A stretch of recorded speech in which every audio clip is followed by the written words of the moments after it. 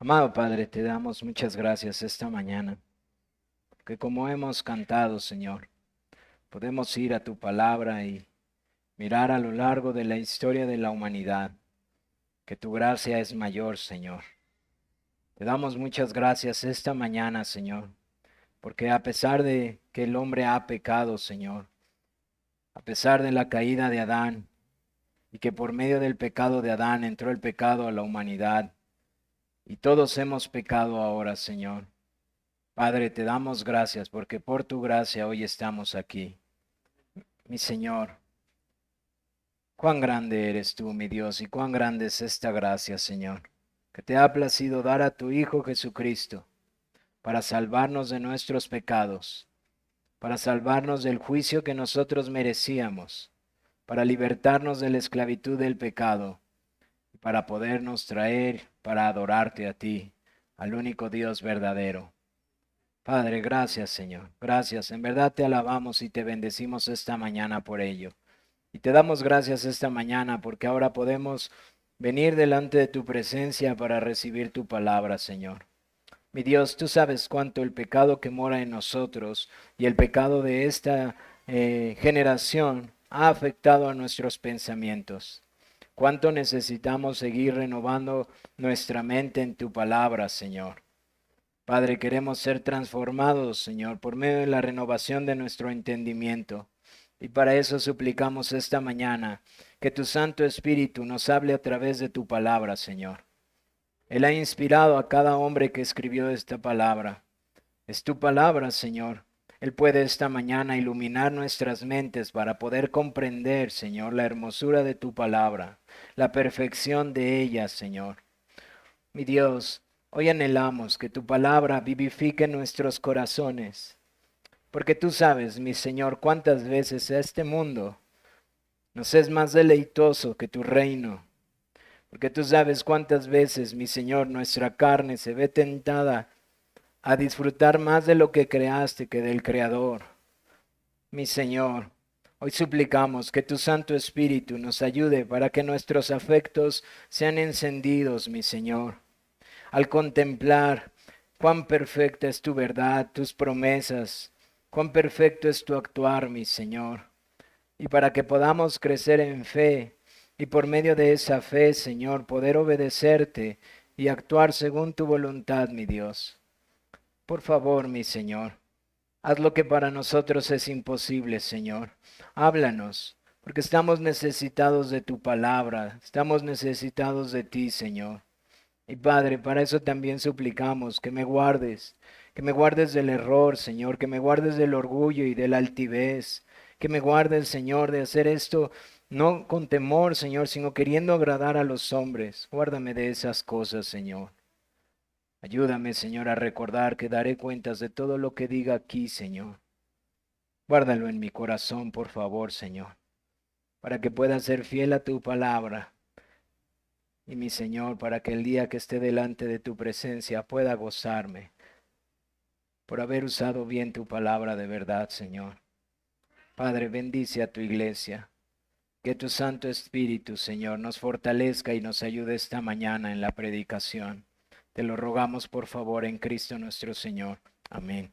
Vamos a ponernos todos de pie, por favor, hermanos. Vamos al profeta Zacarías. Vamos a continuar nuestro estudio de este profeta.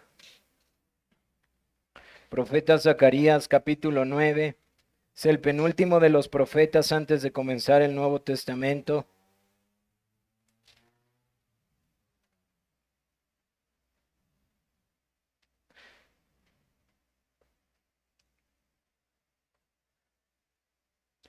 Vamos a darle lectura, hermanos, a todo el capítulo.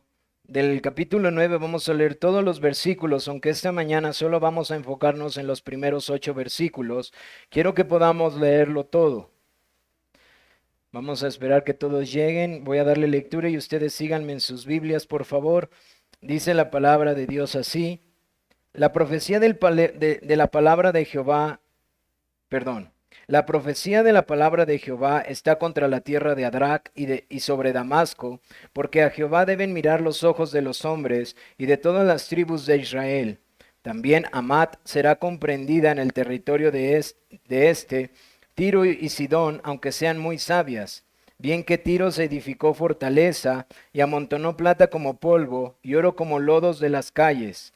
He aquí el Señor la empobrecerá y herirá en el mar su poderío, y ella será consumida de fuego. Verá a Ascalón y temerá.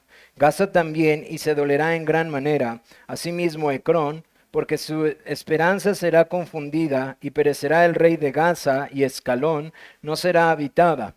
Habitará en Asdod su extranjero, y pondré fin a la soberbia de los filisteos. Quitaré la sangre de su boca y sus abominaciones de entre sus dientes, y quedará también un remanente para nuestro Dios, y serán como capitanes en Judá, y Ecrón será como el Jebuseo. Entonces acamparé alrededor de mi casa como un guarda, para que ninguno vaya ni venga, y no pasará más sobre ellos el opresor, porque ahora miraré con mis ojos. Alégrate mucho, hija de Sión, da voces de júbilo, hija de Jerusalén. He aquí tu rey vendrá a ti, justo y salvador, humilde y cabalgando sobre un asno, sobre un pollino hijo de asna.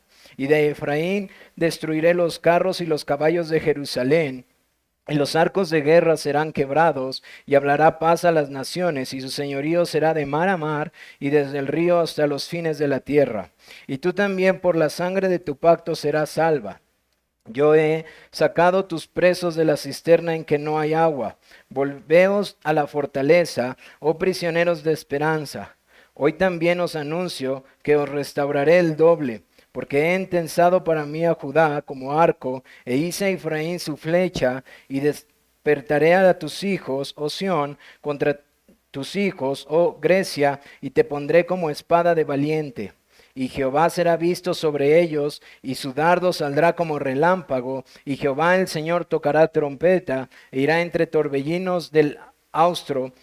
Jehová de los ejércitos los amparará, y ellos devorarán y hollarán las piedras de la honda, y beberán y harán estrépito como tomados de vino, y se llenarán como tazón o como cuernos del altar. Y los salvará en aquel día Jehová su Dios, como rebaño de su pueblo, porque como piedras de diadema serán enaltecidos en su tierra, porque cuánta es su bondad y cuánta es su hermosura. El trigo alegrará a los jóvenes y el vino a las doncellas.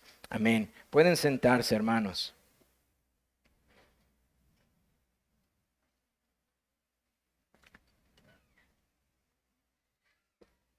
Espero que no sea tan complicado, hermanos, para los que esta mañana nos visitan, pero hemos estado estudiando este libro del profeta Zacarías y hemos avanzado a lo largo de este libro hasta llegar a este capítulo. Pudiéramos decir que hemos pasado ya las dos primeras secciones.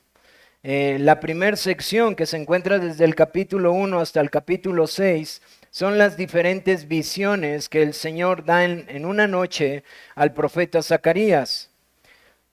Y después nos encontramos en los capítulos 7 y 8, donde observamos un contraste al hablarles el Señor acerca de las circunstancias actuales que está viviendo el pueblo en los tiempos del profeta, y lo contrasta con las promesas que Dios tiene para ellos para seguirlos alentando.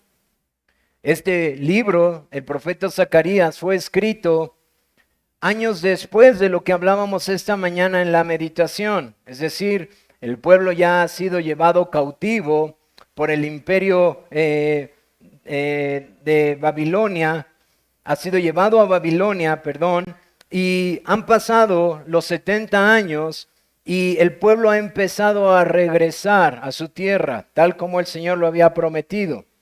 Este profeta escribe o es contemporáneo de Malaquías, y ambos escriben a un pueblo que está regresando del cautiverio en unas circunstancias que no necesariamente son las más óptimas. Es decir, ellos están regresando porque el Señor dijo que iban a regresar, y el pueblo es llamado a edificar el templo que Nabucodonosor precisamente había destruido por causa del pecado del pueblo. Pero el pueblo de Dios que está regresando del exilio no es necesariamente libre como ellos quisieran. Es decir, el emperador que los ha regresado, Darío, sigue gobernando esta región. Ellos no son libres aún. Y ellos están sufriendo de muchos desalientos. Ven su ciudad completamente destruida. Ven que hay ataque de los de adentro, es decir, desánimo del mismo pueblo y también de las ciudades alrededor que tienen celos de que se vuelva a construir Jerusalén y el templo en particular. Vemos a través de Nehemías y Esdras todas las dificultades que ellos están enfrentando al mirar su ciudad y el templo en su esplendor destruido por completo. Y el Señor manda a este profeta para animar a su pueblo a perseverar en seguir edificando el reino de Dios, seguir construyendo el templo en donde es la expresión de la morada de Dios, en donde Dios le ha placido condescender por medio de un pacto con ellos y morar en medio de ellos y bendecirlos. Así que Él lo hace por medio de estas visiones que encontramos en los 6 primeros capítulos y luego por medio de estas profecías que son registradas en la siguiente sección. Pero el capítulo 7 y el capítulo 8 son una especie de transición para hacer ver al pueblo cuál es la condición que tiene ahora y hacerlos mirar hacia adelante para animarlos a seguir esforzándose en el llamamiento que el Señor les ha hecho de construir el templo. Después de esto, pasamos a la última sección que comienza en el capítulo 9 y termina en el capítulo 14. Básicamente esta sección está compuesta de 2 grandes profecías. Una que comienza aquí en el versículo 9 y otra que comienza en el versículo 12. Su extensión es muy grande, hermanos, y por eso vamos a tratar de ir poco a poco, tratando de entender lo que la profecía implica. Ahora, es una profecía del 9 al 12, del 12 al 14, pero tiene muchos aspectos importantes que debemos de ir estudiando y ver qué significado tiene. Esta mañana nos vamos a enfocar en este capítulo 9 y no vamos a poder cubrir todo porque también tiene bastante que podamos aprender, hermanos. Y quiero hacer mención de 2 aspectos importantes, hermanos, porque este libro, que es un libro profético, podemos cometer algunos errores en su interpretación y perder la bendición de este libro para nosotros. Es verdad, tenía un propósito particular para el pueblo en el tiempo en el que se escribe, pero también tiene un propósito para el pueblo de Dios a lo largo de la historia. Y el contenido de todo este pueblo, de este libro, tiene que ser estudiado de manera adecuada, con 2 aspectos que quiero mencionarles, que si ustedes quieren anotarlos y después estudiar más para saber por qué estoy citando esto, es sumamente importante para su estudio de este libro y de los libros proféticos. Hay 2 autores muy respetados en el medio reformado que nos dan 2 principios para poder interpretar el libro. Uno de ellos, A. Hokeman, con H, A. Hokeman, habla de un principio importante que se llama perdónenme, hermanos, no me gusta decir términos teológicos ni complicados en la predicación, pero quiero hacerlo rápidamente. Este término se llama la escatología inaugurada. Y escatología nos habla de los últimos tiempos. Y este teólogo lo que hace es hablarnos de cómo los apóstoles y el Señor Jesucristo interpretan los textos del Antiguo Testamento diciendo que lo que se hablaba del futuro tiene un doble cumplimiento, un cumplimiento parcial y un cumplimiento más pleno. Esto guárdenselo, porque los teólogos han cometido grandes errores en hacer sobreénfasis en uno o en otro. Cuando un teólogo hace énfasis en un cumplimiento parcial únicamente, pero no hace mención al pleno, no está siendo honesto con el texto.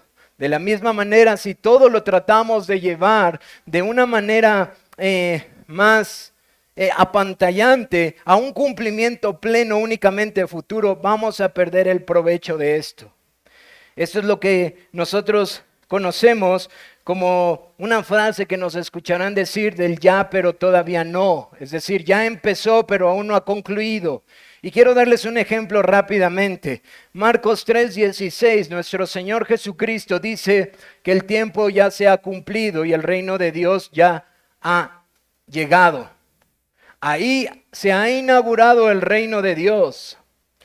Y decía un teólogo que estudio, que tiene un trasfondo muy profundo judío, que el grave problema de los judíos es no entender esto, porque los judíos piensan que hay dos tipos de Mesías, o que deberían de esperar un Mesías primero y un Mesías futuro, cuando lo que no están entendiendo es que Cristo vino con su ministerio a instalar su reino hace aproximadamente 2000 años, y en su próxima venida, su segunda venida que relata las Escrituras, Cristo estará consumando su reino.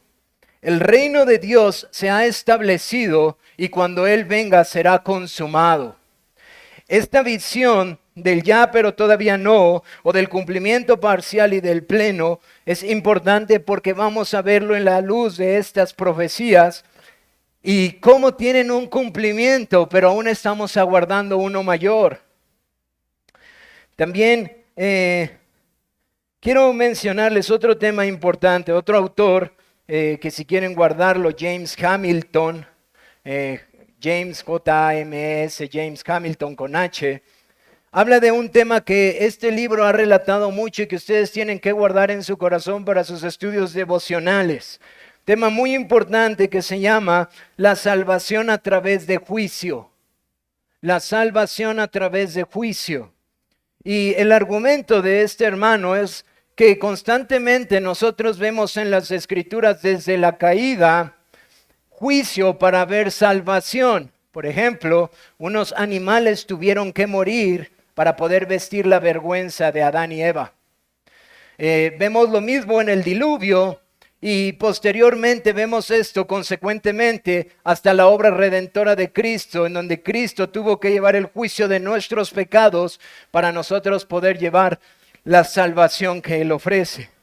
Estos temas se los digo nada más como al margen de la predicación, porque voy a mencionarlos y tienen que ver con la interpretación de los textos que les estoy dando, hermanos.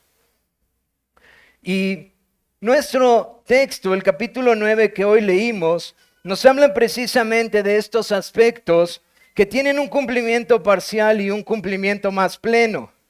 Nos habla de la restauración de la tierra, pero también nos habla con respecto a la restauración de un rey y la restauración de un pueblo. Por eso quería que leyéramos todo el capítulo, hermanos, porque vamos a ir tratando de entender qué es a lo que se refiere con la restauración de la tierra, después la restauración de un rey y luego la restauración de un pueblo. Hoy nos enfocaremos en la restauración de la tierra. Y en nuestro texto vamos a encontrar precisamente esto que les mencionaba, juicio sobre los enemigos de su pueblo, pero también salvación sobre las naciones. Ese es el segundo aspecto de esta mañana. Y finalmente, amor pactual o cuidado de su pueblo. Estos son los tres aspectos que esta mañana es mi intención cubrir. Juicio sobre los enemigos de su pueblo. Misericordia sobre las naciones y amor pactual o cuidado de su pueblo. Así que vamos ahora sí a entrar en nuestro texto con esta breve introducción, tratando de ver qué es lo que el Señor le da al profeta Zacarías para los tiempos del pueblo después del exilio.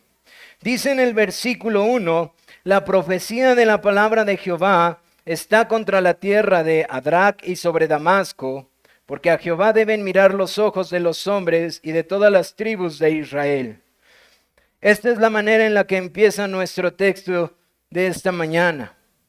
Y si ustedes se dan cuenta, les hacía mención de dos profecías. Una en el uno en el capítulo 9 y otra que empieza en el capítulo 12. Y esta palabra profecía se le ha dado este significado, aunque no necesariamente está implicando el mismo uso que encontramos para otra palabra en el original que tiene que ver con profecía. De hecho, si ustedes leyeran otras traducciones, se darán cuenta que esta palabra también es traducida como gran carga, gran peso. Esta palabra que está dándole el Señor a Zacarías y que es registrada como la profecía de la palabra de Jehová, tiene esta implicación, que es algo que es sumamente pesado, es algo que trae peso, es un mensaje pesado, complejo, difícil de expresar. Y es por eso que cuando es traducida a nuestros idiomas, es traducida por profecía, porque normalmente esta carga difícil que se le da al profeta es una carga de anunciar juicio a la gente.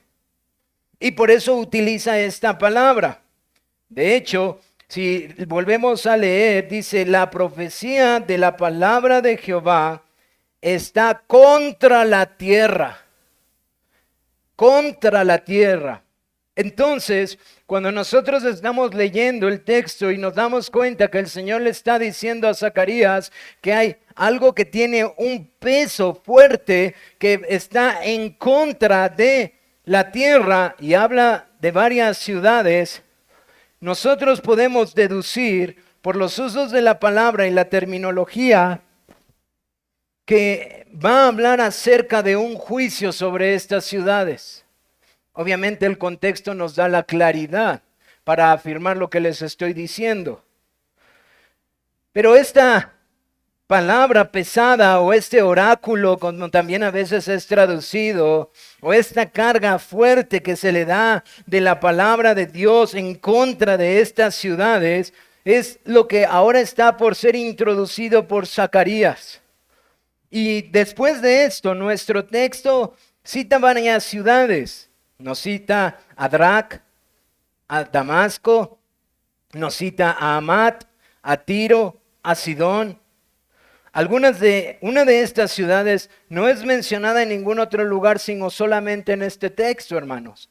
Y otras de estas ciudades que están citadas aquí, no solamente son citadas por el profeta Zacarías, sino que son citadas a lo largo de la historia de la redención por diferentes profetas.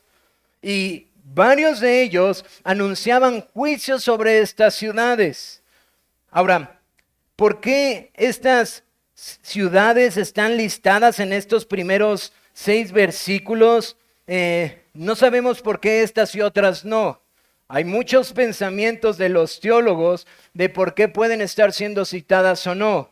Parece ser que una de las realidades es porque son ciudades contemporáneas a los tiempos de Zacarías, que precisamente son ciudades enemigas del pueblo de Dios y que históricamente lo han sido. Pudiera ser, hermanos, no es tan relevante el saber por qué estas ciudades y no otras ciudades, sino el mensaje que les está dando a estas ciudades y lo que engloba. En predicaciones atrás yo les mencionaba que cuando hablábamos acerca de Babilonia y hacía una referencia a la visión hacia el norte, era porque por ese lugar habían entrado. Judá está centrada en una zona en donde normalmente sus enemigos venían del norte o venían del sur, porque a los lados no podían hacerlo por causa de los linderos que tenían con las aguas. Y los caminos por los que venían eran del norte y del sur. Cuando nosotros analizamos estas ciudades y vamos a los mapas de el antiguo Medio Oriente, nosotros nos damos cuenta que precisamente Dios está citando algunas ciudades que tienen que ver con la zona norte y algunas ciudades que tienen que ver con la zona sur, en donde su pueblo normalmente estaba localizado. Y el Señor le dice a Zacarías que viene una palabra pesada en contra de ellos, es decir, una profecía en contra de ellos. Y entonces la profecía les es dada en contra de estas tierras. Por ejemplo, nos lista primeramente Adrak, Damasco y Hamat. Estas ciudades que son mencionadas aquí pertenecen a un imperio enemigo del pueblo de Dios, al imperio sirio. Y la manera en la que Dios se expresa de ellos es muy peculiar porque dice que en Adrak y sobre Damasco, porque a Jehová deben mirar los ojos de los hombres y de todas las tribus de Israel. Ahora, quiero decirles algo, hermanos. El hebreo no es nada sencillo. ¿Qué quiero decir con esto? El hebreo es un idioma antiguo que una palabra puede significar muchísimas cosas y que los conocedores de ese idioma tienen la peculiaridad de entender su idioma porque el contexto siempre da el significado. Pero es muy complejo eso porque el contexto puede dar varios significados. En nuestro español no es así. Nuestro español es muy claro y es muy sencillo. Nosotros queremos decir carro rojo y tenemos una palabra para carro y otra para rojo. Queremos decir camioneta roja y sabemos que una camioneta es más grande que un carro. Obviamente en los tiempos del hebreo no había estas distinciones, pero a lo que voy es que seguramente ellos tendrían solo una palabra para hablar de un vehículo. Nosotros tendríamos carro, camioneta, coche, camión, y ellos tendrían una. Eso hace la dificultad de la traducción, hermanos. Se los digo esto porque constantemente estoy hablando de la dificultad de Reina Valera al traducir este idioma y que pierde algunas cosas que son importantes para su significado. Por ejemplo, en este texto en donde dice, y Adrak sobre Damasco, hay una preposición ahí, pero no está dando el significado porque a nosotros nos dice que esta profecía en contra de la tierra de Adrak y sobre Damasco pierde significado cuando nosotros lo estamos leyendo. Lo que está diciendo ahí el autor es que esta palabra está sobre Adrak y reposa sobre la tierra de Damasco. Ahora, yo sé que quizás digan, bueno, ¿y qué diferencia hay? Que hablemos de una profecía que está sobre Damasco y una profecía que reposa sobre la tierra de Damasco. A ver si logro que nuestras mentes puedan concluir lo que los eruditos están concluyendo. Dejemos de ver sobre Damasco y veamos que la profecía de la palabra de Jehová está contra la tierra de Adrak y reposa sobre Damasco. Y ahora unámoslo a esta idea, porque a Jehová deben mirar los ojos de los hombres y todas las tribus de Israel. Déjenme ir más despacio. El Señor está diciendo, mi profecía de juicio reposa o descansa sobre Damasco, porque los ojos de los hombres deben de mirarme a mí. Porque los ojos de los hombres deben de saber, y de todas las tribus de Israel, que soy Dios. Hermanos, espero poder transmitirles lo que quiero transmitirles. Y si no, acompáñenme al profeta Isaías, que da una profecía sobre Damasco, a la cual Zacarías está haciendo un eco de ella. Capítulo 17.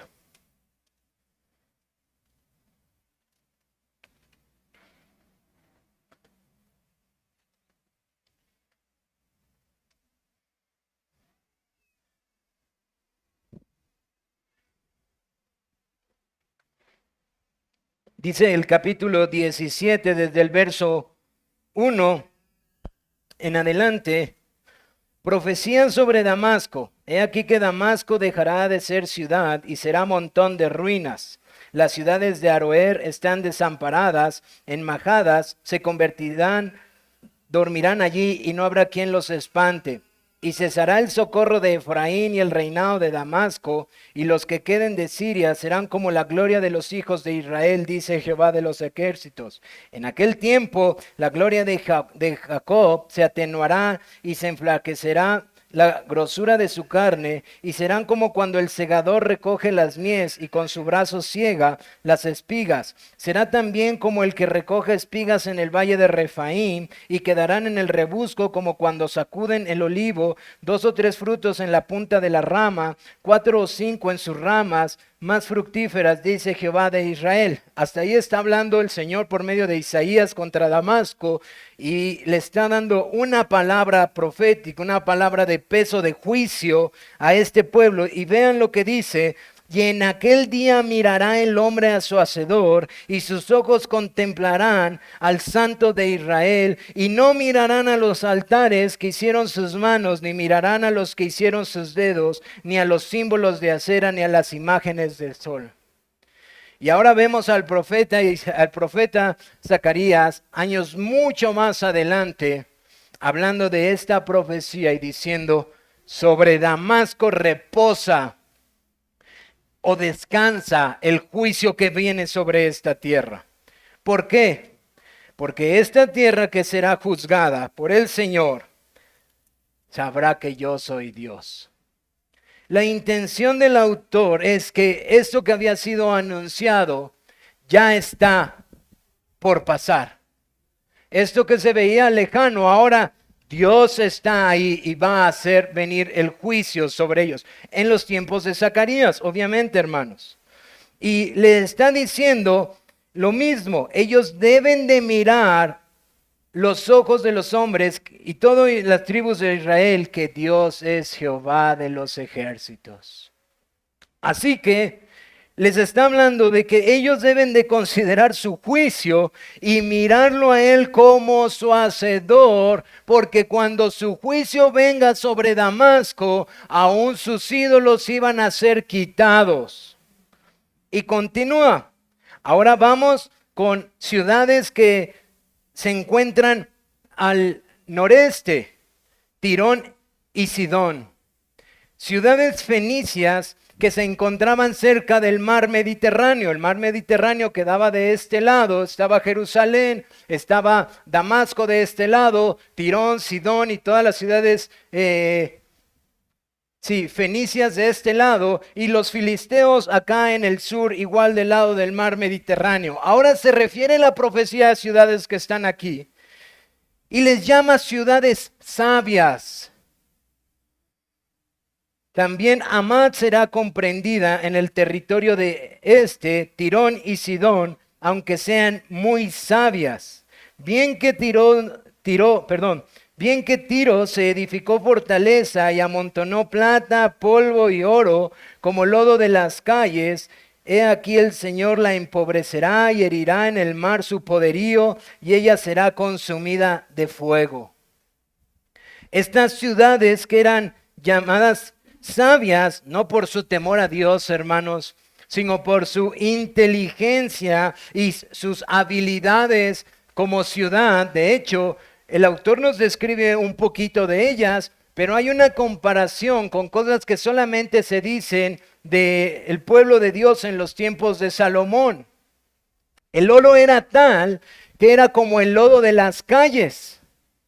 Es decir, que las ciudades fenicias, puesto que estaban rodeadas del mar, su habilidad militar y su capacidad de ser una ciudad era increíblemente grande.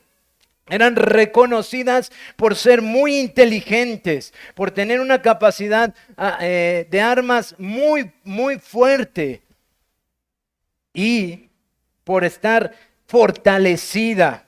Pero, ¿qué les dice el Señor? Que esta fortaleza y esta riqueza y esta inteligencia vendría a ser pobreza, y que el mismo mar que los había enriquecido sería la fuente de su destrucción. De hecho, no me acuerdo muy bien, pero creo que sí es de esta ciudad. Se conocía que estaba rodeada incluso por agua. Y estaba rodeada por agua de tal forma que los enemigos no pudieran entrar. Por eso se dice que era una ciudad muy fortalecida. Pero el Señor anuncia en contra de estos enemigos del pueblo de Dios que nada de eso, ni su fortaleza, ni su riqueza, ni su inteligencia, podrán hacer algo cuando el juicio de Dios venga sobre ellos. Y esta profecía continúa ahora sobre las tierras del sur, tierras que pertenecían a los filisteos. Ahora yo no sé si ustedes se están percatando, hermanos, pero estas ciudades representan pueblos que siempre fueron enemigos del pueblo de Dios. Los de Damasco, los fenicios y ahora los filisteos. Y dice nuestro texto que verá Ascalón y temerá, Gaza también, y se dolerá en gran manera, asimismo Ecrón, porque su esperanza será confundida. ¿Qué nos está diciendo? Que cuando escuchen de lo que le ha pasado a Tirón y a Sidonia, estas ciudades fuertes, grandes, robustas, sabias, con un ejército grande y fortalecido, y que el juicio venga sobre ellos y serán puestos en llamas. Por cierto, yo no sé si se percatan, pero si nosotros conociéramos una ciudad fortalecida, de tal manera que tiene agua a su alrededor, y el Señor le está diciendo, y serás quemada, en cierta manera es una humillación tremenda. Como una ciudad que está fortalecida por agua a sus alrededores va a ser destruida por fuego. Pues cuando el Señor haga esto, ciudades como Ascalón, Gaza, Ecrón y Asdod, que pertenecen a los filisteos y que muy probablemente tenían alianzas comerciales porque también estaban en el Mediterráneo y se sostenían de alguna manera con ellos, ellos iban a temer. Es decir, que estas ciudades fenicias eran tan impresionantes que cuando fuera el juicio sobre ellos y fueran puestos en pobreza y sus tierras consumidas por fuego, aún los filisteos iban a tener temor. Y hermanos, este juicio que viene sobre Filistea no solamente es anunciado tampoco por Zacarías, es anunciado también por Jeremías, por Amós y por Sofonías. Habla cómo los filisteos iban a recibir la paga de su pecado. Ahora, hermanos, yo sé que a lo mejor algunos de ustedes no estuvieron en las primeras predicaciones, pero si ustedes me acompañan rápidamente al capítulo 1,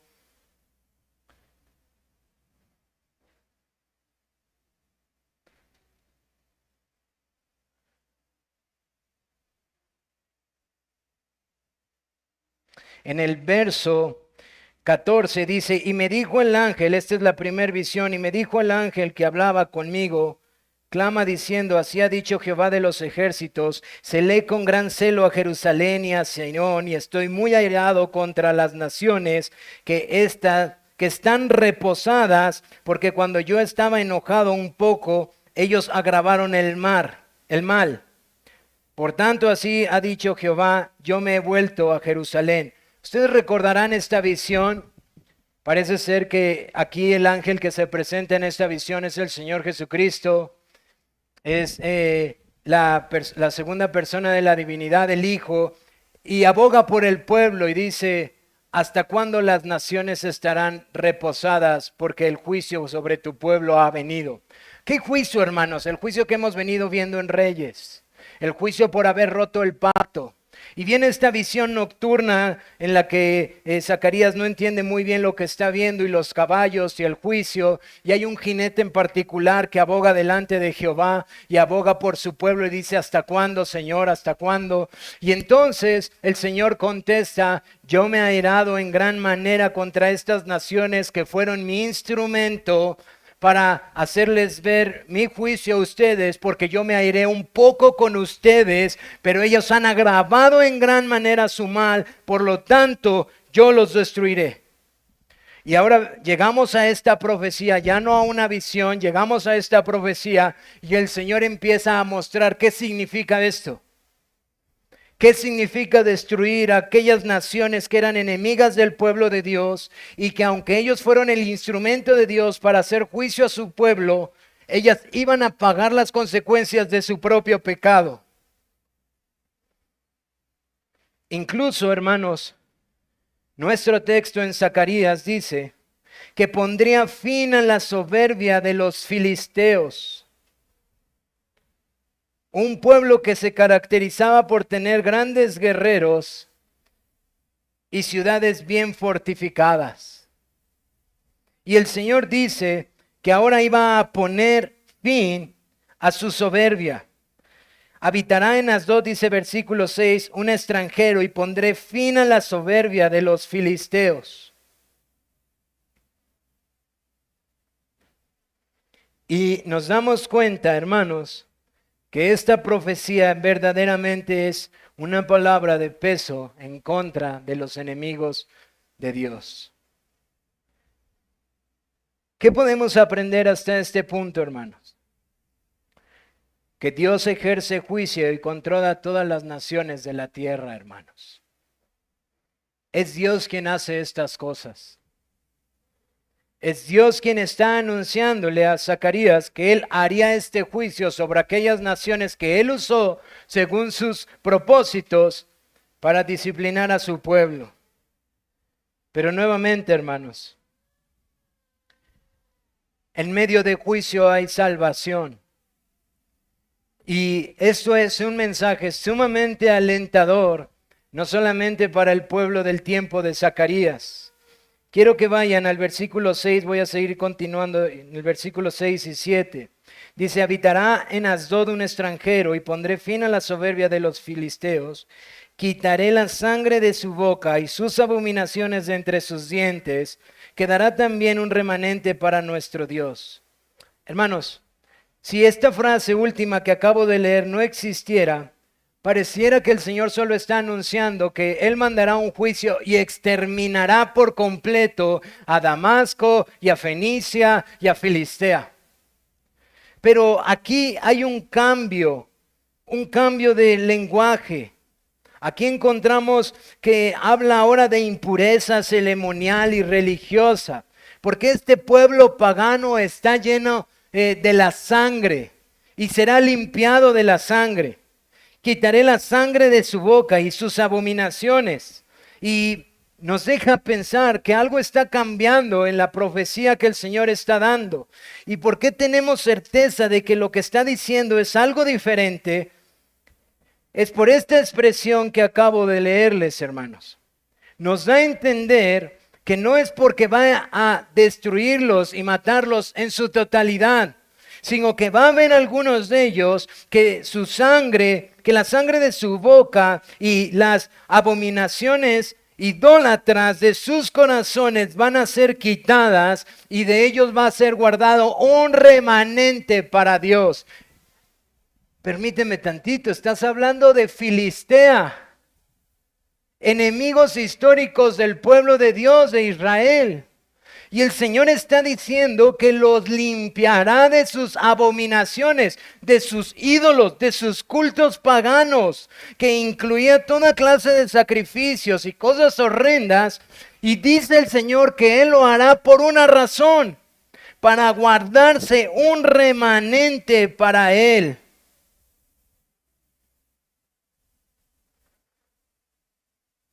Habría un remanente de este juicio en donde destruiría a estas naciones enemigas, y a este remanente lo limpiaría ceremonialmente y lo traería para él. De hecho, dice que servirían como capitanes de Judá y que Ecrón serían como el Jebuseo. ¿Quién era el Jebuseo? Otro enemigo del pueblo de Israel, que cuando entraron a la tierra prometida fueron llamados a sacar de la tierra prometida. Pero que cuando nosotros avanzamos en la historia de la redención, encontramos en los tiempos de los reyes a David haciendo negociaciones con ellos.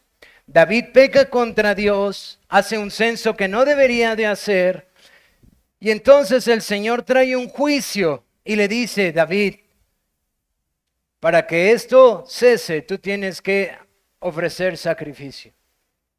Y entonces vemos que David va con los jebuseos y compra una heredad ¿Qué nos percatamos? Que el Jebuseo ya no es más su enemigo de Israel, que incluso David está haciendo negociaciones y está cediendo la tierra, es decir, el Jebuseo se hizo parte del pueblo de Israel.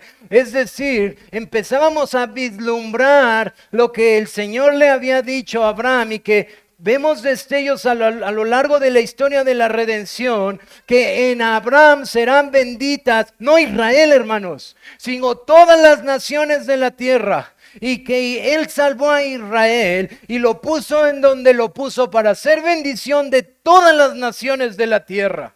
Por cierto, cuando ellos pecan, ellos no están cumpliendo este aspecto del pacto. Pero vemos que el Jebuseo ha sido parte ahora del pueblo de Dios. Es el extranjero que viene a ser parte del cumplimiento de lo que Dios prometió a Abraham, en donde su simiente iba a servir para bendecir a todas las simientes de la tierra. Y ahora el Señor está diciendo que los filisteos no solamente iban a ser enjuiciados, sino que un remanente de ellos iba a ser injertado para servir a Judá. Yo no sé si sus mentes están pensando, pero yo no puedo dejar de pensar en el apóstol Pablo cuando está explicando precisamente eso a los creyentes en Roma. Cómo los judíos vienen siendo y va injertando a los gentiles.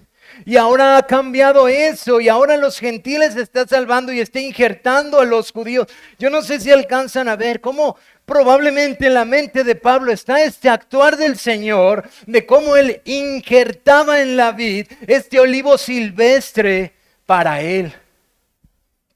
Y vemos en medio de este juicio una salvación de un pueblo gentil para Dios, hermanos. Y continúa nuestro texto para finalizar en el versículo 8. Zacarías 9:8. Después de hablar de esta misericordia que ha mostrado para un pueblo no solo gentil, hermanos, enemigo del pueblo de Dios, anunciando a la salvación futura, dice Zacarías 9:8, entonces acamparé alrededor de mi casa como un guarda, para que ninguno vaya ni venga, y no pasará más sobre ellos el opresor, porque ahora miraré con mis ojos.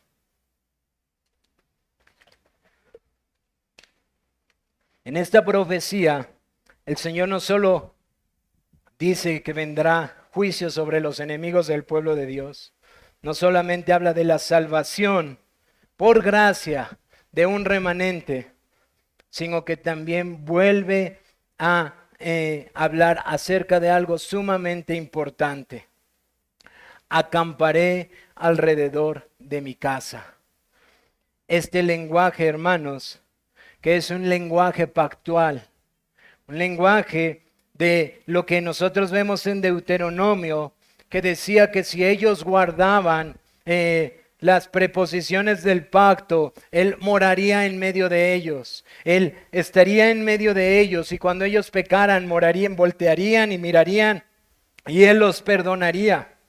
Hablando del tabernáculo y después del templo, esta promesa que Dios dijo, si ustedes guardan mi pacto, yo estaré en medio de ustedes y los colmaré de bendiciones. Aquí volvemos a ver cómo el Señor vuelve a hablar al respecto de esto y dice, entonces yo acamparé, yo moraré alrededor de mi casa como un guarda. Yo cuidaré a mi pueblo. Yo haré lo que había dicho que iba a hacer. Ahora, hermanos, estoy tratando de decir esto sin meterme en más, pero yo espero puedan hilarlo con lo que leímos del versículo 9, de un rey esperado y de todo lo que va a venir anunciando en la profecía que después vemos en el Señor Jesucristo, para que podamos entender por qué el Señor dice que ahora en la iglesia Él mora en medio de su pueblo y que su iglesia es su templo, su morada santa. Él dice que Él acampará alrededor de ellos como un guarda. Y da una expresión que a lo mejor para nosotros no tiene tanto sentido, pero espero que se guarde en nuestro corazón. Pero para este pueblo que está regresando del exilio y que mis padres y mis abuelos me contaban historias de cómo no obedecíamos y venía un pueblo enemigo, y no obedecíamos y venía otro pueblo enemigo, y no obedecíamos y venía otro pueblo enemigo, y no obedecíamos y venía otro pueblo enemigo. Y quizás mi cabeza solo está llena de historias de que los pueblos enemigos mandaban exploradores y mandaban exploradores porque ya venía otra vez el juicio de Dios, porque no hemos entendido, y ahora el Señor dice, y no habrá nadie que vaya ni venga. Se acabaron esas cosas. Cuando el Señor cumpla esta promesa, ya no habrá más aquellos exploradores extranjeros que venían para atacar la tierra por causa de su desobediencia. Ya no pasarán más sobre ustedes el opresor. Ya no tendrán que estar apercibidos que si ahora del norte o si ahora del sur viene otro enemigo. ¿Por qué, hermanos? Porque el Señor acamparía alrededor de ellos como un guarda. Él velaría por ellos. Por cierto, hay un contraste evidente aquí. En el versículo 1 dice que el juicio que viene sobre Damasco haría que los hombres miraran y supieran que el juicio era de Dios. Y aquí dice, refiriendo a su pueblo, que Dios es el que tiene cuidado de su pueblo. Hermanos, esta es la primera parte de este capítulo 9 en la restauración de la tierra. Quiero mostrarles algo que dice un autor con respecto a estos textos, antes de pasar a cómo vemos esto en la iglesia. Este texto nos muestra la soberanía de Dios sobre todas las naciones y su especial cuidado por su pueblo. Invita a confiar en la protección divina, incluso en medio de las amenazas externas, y a reconocer que Dios ejecuta justicia perfecta a su tiempo. ¿Cómo podemos ver ahora estas profecías en los tiempos de la iglesia? Después de la venida del Mesías, de aquel que es anunciado en los versículos 9 en adelante. Bueno, hermanos, yo creo, por lo que he estudiado, que esta profecía ciertamente ya tuvo un cumplimiento parcial. Es decir, ya tuvo un cumplimiento inmediato. Por eso les decía, por favor, guarden estos principios de la interpretación. Ya tuvo un cumplimiento inmediato, pero aún necesita un cumplimiento más pleno. Yo creo, como muchos historiadores, como Josefo y grandes teólogos, han recapitulado los hechos de la historia, que hay un cumplimiento muy particular, inmediato a esto que el Señor anunciaba sobre estas ciudades. Y que el instrumento que fue utilizado es Alejandro Magno o Alejandro el Grande. Él llevó a cabo el decreto que Dios había dado. Es decir, Alejandro el Grande fue el instrumento para cumplir la providencia de Dios para estas naciones, lo cual él había decretado ya. ¿Por qué no quiero dar tanto énfasis en esto? Aunque es importante mencionarlo. Porque si nosotros analizamos la historia, se darán cuenta que incluso estas ciudades fenicias fueron puestas en llamas. Y que Alejandro el Grande tuvo su base en Damasco y de ahí fue destruyendo un montón de ciudades. Verdaderamente, hermanos, el Señor, lo que Él manda, Él lo hace. Y Él puede utilizar a un Nabucodonosor, como lo vimos en las meditaciones, y después convertirlo, o puede utilizar a un Alejandro Grande y después simplemente condenarlo. El Señor es soberano sobre las naciones, y el corazón de los reyes, Él lo inclina a lo que Él quiere. Y sí, es muy probable, quizás en gran manera, que Alejandro el Grande haya sido su instrumento para llevar a cabo estos juicios. Pero hermanos, mi intención esta mañana, al mencionar a Alejandro el Grande y el cumplimiento parcial, nada más como un cumplimiento real que pudo haber pasado, es tratar de que la iglesia pierda este sensacionalismo de un cumplimiento de la profecía. Sean pacientes con lo que quiero decirles. Hay muchos teólogos que la mayoría de sus comentarios trataron de hacerse en base a, y Alejandro entró por aquí, cumplió esto, hizo esto, y pasó rodeado de agua de esta forma, y cumplió esta profecía, así, y así, y así, y así. Y parece ser que su énfasis es un énfasis, como muchos teólogos o pastores contemporáneos, en tratar de hacer ver que lo que Dios dice se cumple. Y tratan de sacar aspectos muy detallados para que nuestros corazones se asombran. Ahora, eso no tiene nada de malo. El problema es cuando solamente queremos hacer eso para tratar de agradar al hombre. Hermanos, este cumplimiento parcial que el Señor da en la historia de la humanidad, de lo que Él ha dicho que va a hacer, no es para que nosotros miramos a Alejandro el Grande y digamos, qué bueno es nuestro Dios y cumplidor de sus juicios pasados. Eso sería un grave error, hermanos. Porque incluso, así como en la ocasión pasada les mencionaba que el autor de Efesios y la carta a los Efesios es un buen intérprete de estas profecías de lo espiritual, de lo que está hablando Zacarías con respecto a el pueblo que es injertado y a las bendiciones, etcétera. El autor de el libro de Apocalipsis es evidente que está retomando profecías de Zacarías para que nosotros podamos entender que lo que Zacarías le dijo al pueblo de Dios no termina en esos tiempos. No es solamente un aspecto que debíamos de considerar y mirar hacia atrás y decir, sí, ya lo hizo, sino que era un cumplimiento parcial de cosas que el Señor sigue haciendo al día de hoy con la esperanza de que su pueblo pueda tener una esperanza real y mayor futura. No solamente el pueblo de Israel en los tiempos de Zacarías, sino el pueblo de Dios a lo largo de la historia hasta que Cristo venga y establezca su reino en esta tierra. ¿Qué es lo que quiero decir?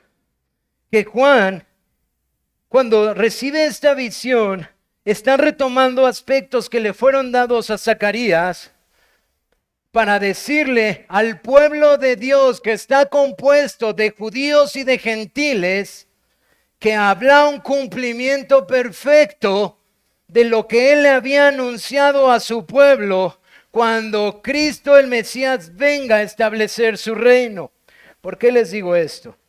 Porque, por ejemplo, Zacarías anunció juicio a naciones como Tiro, a naciones como los fenicios, que se sentían fuertes, a los filisteos, que era una ciudad orgullosa. Pero cuando nosotros vamos al libro de Apocalipsis en el capítulo 18, el Señor le dice a Juan que todos los pueblos en su poderío serían destruidos, serían derribados, que cuando la gran Babilonia del mundo sea destruida por el rey, toda esa soberbia caería. Zacarías anuncia la salvación de los filisteos, de un remanente que sería injertado, que después vemos a los apóstoles utilizarlo para el cumplimiento de cómo ahora nosotros gentiles hemos sido injertados. Y cuando vamos al libro de Apocalipsis, vemos que al final de los tiempos, cuando el Señor venga, veremos la redención alcanzada de los enemigos convertidos. No solamente judíos, sino gentiles de un solo pueblo. Vemos en Zacarías, en esta profecía, que hay una protección divina sobre Sión.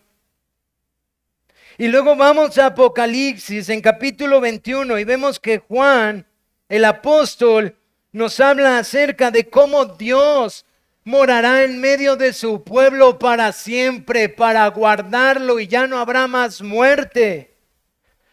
Hermanos, ¿por qué mi intención de decirles esto con tanto énfasis? Porque esos pequeños destellos de la fidelidad de nuestro Dios, de la perfecta fidelidad de un Dios que toma a hombres como Ciro, Darío, Nabucodonosor, Alejandro, Pilato, etcétera, etcétera, etcétera, etcétera, y los usan para cumplir sus propósitos. Son para que tú y yo podamos entender que ni una jota, ni una tilde de su palabra va a ser pasada por alto. Esto nos debe de llevar a ti y a mí a seguir viviendo por fe hacia donde Dios quiere que vayamos. Voy a retomar un poco lo que dice el autor de Hebreos, tomando parte de la historia de la redención y hablando de estos hombres, diciendo que ellos caminaron y aunque ellos no obtuvieron lo que les fuere prometido, ellos vivieron con la esperanza de que algún día lo tendrían. Hermanos, yo voy a ser lo más honesto posible que pueda en esta situación. Uno puede pensar, yo no sé si ustedes lo piensan, espero no serles tropiezo en esto, pero esta es mi debilidad humana real. Uno ve al pueblo de Zacarías y dice, Señor, les diste una promesa para una circunstancia difícil que ellos quizás ni siquiera alcanzaron a ver. Eso es difícil, hermanos, por causa de nuestra debilidad. Tan difícil como perder a un familiar por causa del evangelio. Tan difícil como perder un trabajo, como sufrir por causa del reino, hermanos. Y muchos de nosotros vamos a vivir circunstancias difíciles y adversas por causa de seguir a Cristo como Él nos lo dijo. Y estamos viviendo con promesas que quizás tú y yo no vamos a ver. Es una realidad. Yo no sé si vaya a ver la venida de mi Señor Jesucristo, o como mi corazón anhela ver a mis familiares que han muerto en Cristo, o incluso ver a mi hermana que partió hace 2 semanas. Todavía no sé si lo ve allá. Pero todas estas promesas, hermanos, es lo que el Señor le llama a vivir por fe. ¿Qué quiero decirte, hermano?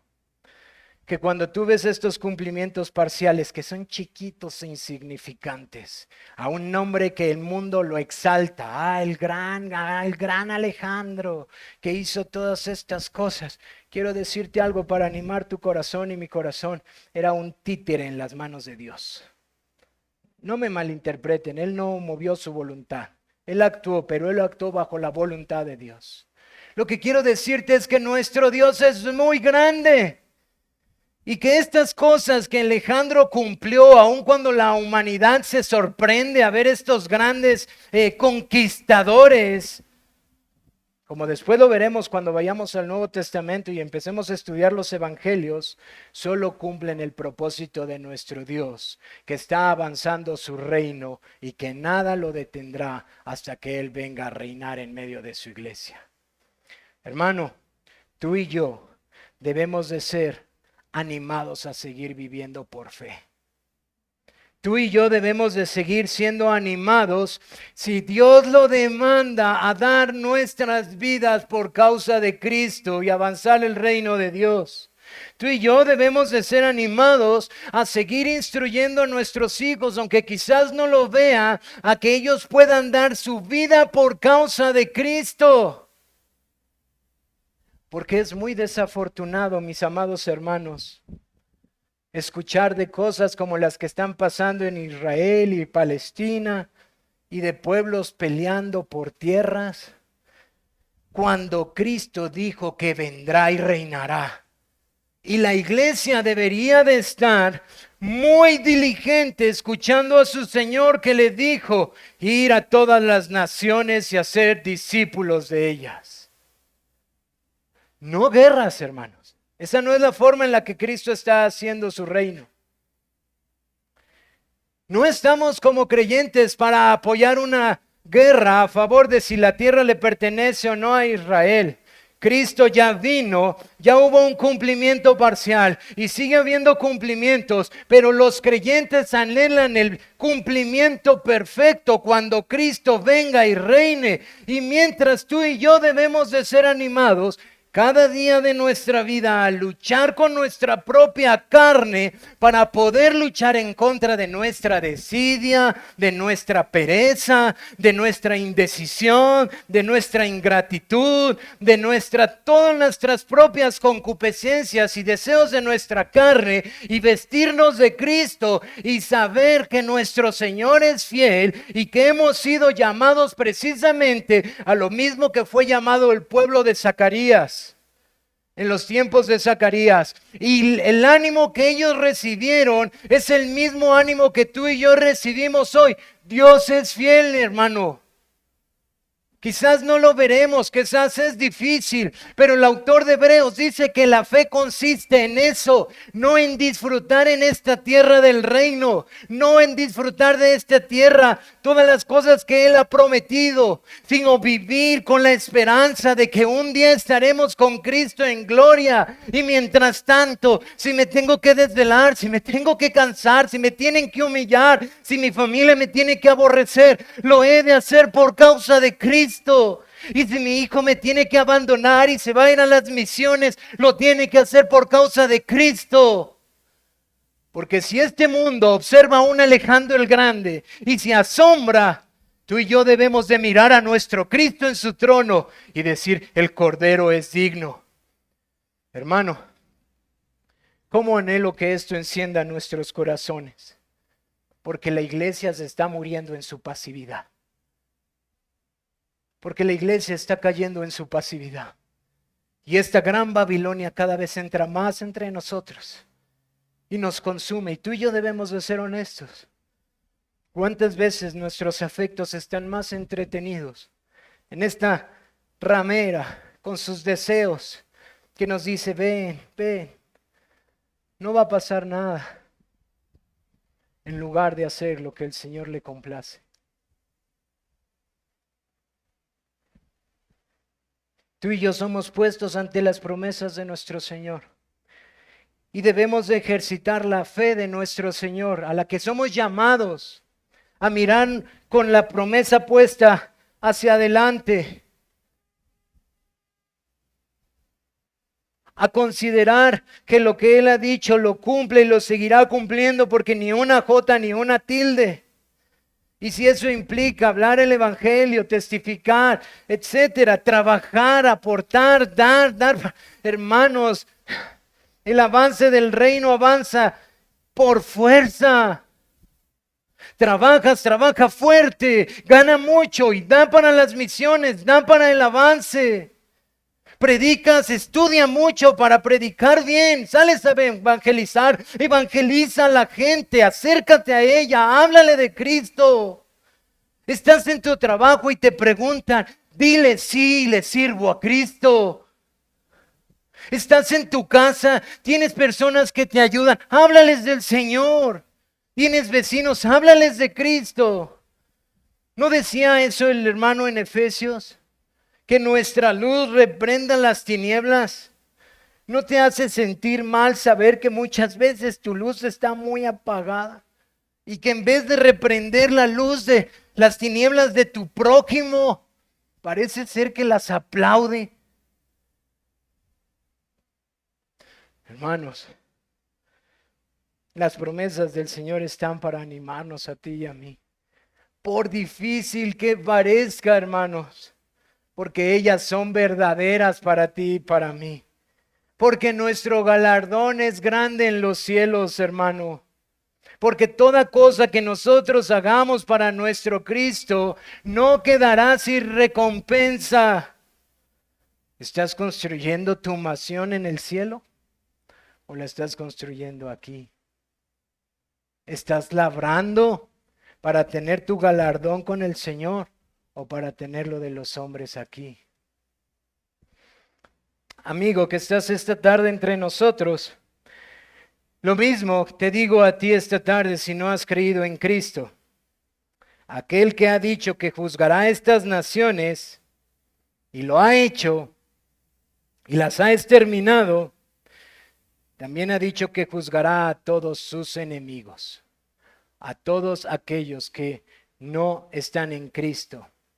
Y si dices, yo no soy tan malo, bueno, vuelve a leer el libro de Apocalipsis, porque dice que los mentirosos no tendrán parte en el reino de Dios.